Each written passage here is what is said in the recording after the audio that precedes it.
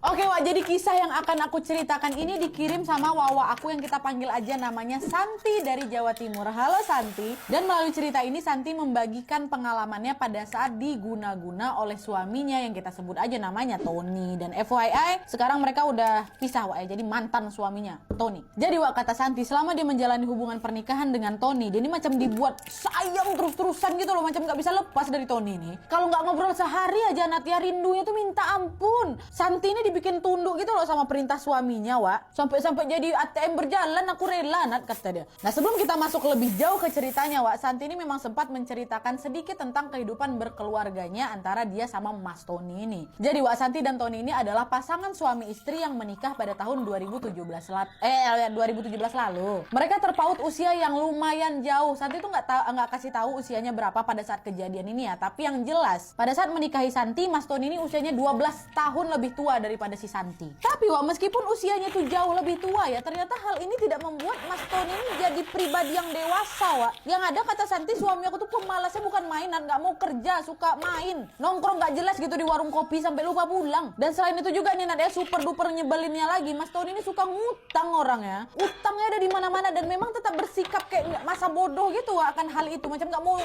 gak niat mau bayar. Tabiat Mas Tony yang kayak gitulah yang akhirnya membuat perekonomian keluarga mereka ini jadi susah Wak. Padahal saat itu mereka sudah dikaruniai satu anak laki-laki loh. Bayangin aja kalian. Kebutuhan harian meningkat tapi pemasukan kurang. Nah memasuki usia pernikahan 2 tahun Wak, Santi ini udah kayak sebenarnya udah gak tahan gitu sama tabiat Tony ini. Tapi dia coba buat tahan-tahanin aja demi anak mereka satu-satunya ini. Dan tentu karena Santi ini pun udah sayang kali sama Mas Tony. Sampai akhirnya pada tahun 2010 adalah nih salah satu temannya si Santi yang nawarin Santi untuk bekerja di salah satu kafe yang ada di Jawa Tengah. Di sini Santi tuh sebenarnya nggak nyebutin secara rinci tentang pekerjaannya Wak, tapi yang jelas nih Wak ya, tawaran yang dikasih sama kawannya itu adalah kalau kau mau kerja di situ Santi, kalau kau terima pekerjaan kafe itu, kau bisa mendapatkan penghasilan minimal 1 juta rupiah per hari. Pekerjaan apa itu? Wallahualam, nggak tahu aku. Santi denger itu ya pasti tergiur Wak, tapi dia pun ragu mau ngambil kerjaan itu apa enggak. Tapi lagi-lagi karena dia mengingat besarnya biaya hidup sehari-hari, belum lagi juga harus ngebayar utang-utang lakinya, Santi pun nekat lah itu mengambil pekerjaan itu. Dia pamit lah ke Tony, kan Mas Tony, saya boleh nggak kerja ikut si Anu itu, gajinya 1 juta per hari loh, boleh nggak Mas? Hah? 1 juta sehari? Ambil lah, kapan lagi ada opportunity itu? Ambil, saya ngambil apa-apa, kerjalah kau itu, kata si Tony. Gak ada rasa keberatan atau curiga sedikit pun, ini pekerjaan apa nih kok 1 juta sehari itu bisa kau kerja, kok cuma di kafe. Gak ada rasa keberatan, curiga atau berat hati, gak ada Wak. Yang ada si Santi inilah dengan berat hatinya betulan diterimanya pekerjaan itu. Pergilah dia ke salah satu kota yang ada di Jawa Tengah, tempat dimana kafe itu berada. Dari Jawa Timur pergilah dia ke Jawa Tengah. Anaknya tetap tinggal sama Tony Wak di rumah mereka. Nah singkat cerita Wak, selama bekerja di sana, uang hasil kerjanya di kafe ini pun Santi transfer lah ke Tony nih tiap 3 hari sekali. Dan hampir 90% dari gaji aku transfer semua sama dia Nat, kata si Santi. Aku cuma simpan dikit aja sisanya buat kebutuhan aku sehari-hari di Jawa Tengah tuh. Dan pada bulan ketiga semenjak masuk kerja Wak, utang-utangnya si Santi, utang-utang Santi pula, utang-utangnya Mas Tony ini pun lunas. Berapa banyak itu utangnya, 3 bulan baru kelar dengan penghasilan 3 juta per 3 hari. Anda tahu aku wallahualam ya. Dan sebenarnya Wak, Santi ini awalnya mau kerja di kafe itu ya cukup sampai utang-utang si Tony ini lunas aja. Berarti kalau misalnya utangnya udah selesai ya udahlah, aku nggak usah lagi kerja di sini gitu kan. Dan aku mau balik aja lah gitu. Telepon lah Tony, Ton, aku mau balik aja lah Ton, udah cukup kan utang kau kan udah selesai. Aku nggak bisa juga kalau kerja di tempat ini terus-terusan gitu. Dan kalian tahu responnya si Tony apa? Janganlah sayang, di sana aja lah kau kerja. Lanjutin aja lah kerjaan kau tuh. Udah kepalang basah sayang. Sekalian aja kau berenang. Aku masih pengen punya rumah sama modal usaha Santi, buat kita ini bisa bikin toko sembako. Udah kau lanjut aja kerja di sana sampai uang modal kita cukup. Suami macam apa kau Tony? Halo. Kau yang kerja, istrinya kerja sendirian, kau enak-enak nunggu transferan di rumah. Muka ya tapi nggak usaha kayak mana kau nih Ton? Geram aku Wak, maaf ya. Santi pun cerita ke sini dia bilang aku geram kali Nat. Sempat berdebat lah mereka berdua, Mas aku tuh capek kerja kayak gini, harusnya kan kamu yang udah tempat berdebat kami Nat. Tapi lagi-lagi pada saat itu Santi memilih untuk mengalah Wak. Gak tahu kenapa Nat, waktu itu aku ngerasa kayak sayang sayang kali sama Mas Tony. Jadi ya udahlah, apa yang Tony bilang ya itulah aku turutin. Disuruh tetap kerja ya udah kerja lah aku. Nah tapi anehnya nih Nat, ya mau sebanyak apapun uang yang aku kirim sama si Tony, uang tuh betul-betul macam nggak ada wujudnya Nat, alias betul-betul langsung raib gitu aja.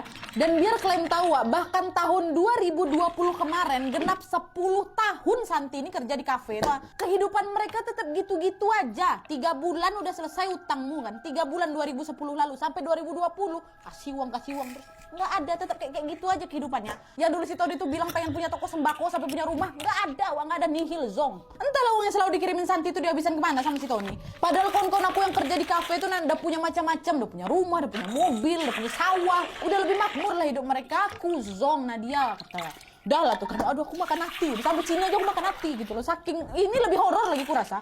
Nah dah lah tuh kan, ya tahun demi tahun berlalu, kehidupan pernikahan Santi dan Mas Tony ini belum juga membaik lagi, malah bisa dibilang makin buruk wah. Sampailah pada suatu hari mereka ini bertengkar hebat, dan Santi memutuskan untuk bawa anak ini keluar dari rumah kok ya. Betul wah, dibawanya keluar anaknya, dan mereka berdua ini pun tinggal bareng di kontrakan gitu loh, kontrakan di dekat kafe tempat si Santi bekerja, diboyong anak ke Jawa Tengah kan. Dan biar kalian tahu, setelah si Santi sama Tony bertengkar itu, tiap hari Santi ini nangis karena apa? Karena nggak kuat nahan kangennya, sampai aku nggak bisa makan dan nggak semangat aku berangkat kerja. Saking kalutnya aku ya, tiap malam aku tuh cuma bisa nyanyi aja di kafe sambil itu sampai mabura tuh kalian. Nah ngeliat kondisi si Santi yang memang udah down kali karena berantem sama si Tony, adalah ini salah satu temannya Santi yang menyarankan Santi, pergi kau ke orang pintar. Nggak betul nih bucin gue nih. Di mana siapa? Ada tuh namanya Pak Har, kata kawannya. Nah tujuannya kawannya memperkenalkan si Santi ke Pak Har ini biar si Santi tuh dikasih minuman gitu loh yang bisa memang bikin dia tenang. Ini minuman doa maksudnya ya. Santi juga sebenarnya tuh waktu itu nggak tahu nih minuman apa, tapi yang jelas sejak dia pergi ke Pak Har kondisinya alhamdulillah betulan membaik. Dia udah nggak stres sebelumnya gitulah setelah meminum air doa nih. Terus beberapa hari kemudian Santi memutuskan untuk ketemu sama Pak Har lagi. Disitulah Santi ini macam curhat gitu loh semuanya tentang kehidupan dia sama si Tony, tentang pekerjaannya di kafe, tentang suaminya. Semua itu Santi ceritain kan. Nah disitulah macam diterawang gitu sama Pak Har. Nah kata Pak Har, memang sifat Tony suamimu tuh memang dari sana udah nggak baik dan dia tidak akan berubah sampai dia mati sekalipun, kata Pak Har. Nah tuh kayak gimana nih Pak Har gitu kan. Dalam akhirnya Pak Har ini menyarankan untuk udah kau pisah aja. Nah disuruh pisah, kalian tahu si Santi ngomong apa? Saya nggak bisa cerai sama Tony dong Pak Har, masih sayang kali saya sama dia Pak, hidup saya tuh pasti bakal hampa kalau nggak ada Mas Tony Pak. Nah ngeliat si Santi yang udah kayak kekeh nggak mau pisah ini, akhirnya Pak Har cerita lagi, woi Santi, biar kau tahu perasaan kau ke Tony itu bukan sayang Santi, tapi sebenarnya semenjak pertama kali kau ketemu sama Tony itu udah ngikat kau, tau kau? Bukan ngikat normal ini Santi, kau udah diikat pakai benang merah. Benang merah tuh udah diikat di jari kirinya, itu kau diikat sama dia. Dan biar kau tahu lagi, ikatan tuh nggak akan bisa putus kalau nggak ada yang sengaja memutuskannya. Itu kata Pak Har. Jadi ternyata si Santi ini memang sudah diguna-guna sejak awal. Santi dengar itu ya kaget lah dia, masa iya Pak? Kok tega si Tony gituin aku? Ya udah bantuin lah Pak aku supaya bisa mutuskan ikatan di jari kiri dia tuh. Udah tenang aja kau, nanti ku bantu. Tapi ada syaratnya. Apa syaratnya Pak? Kata Santi, kan kalian mau tahu syaratnya apa? Syaratnya adalah kau harus bersungguh-sungguh ingin bertobat dan menjalani kehidupan yang lebih baik lagi. Sanggup? Kalian tahu kan ini arahnya kemana, udah tobat, tinggalin kerjaan itu. Iya Pak, sanggup saya, pasti saya lakukan. Akhirnya setelah itu Pak Har kasih lah macam daun sirih sama garam gitu yang memang udah dibacain mantra. Dan setelah itu Pak Har juga memberikan doa-doa wirid gitu loh yang harus memang dibaca sama Santi. Terus Pak Har bilang, sabar mengkau waktu taline pedot, mesti pedot. Waktunya pisah, mesti pisah.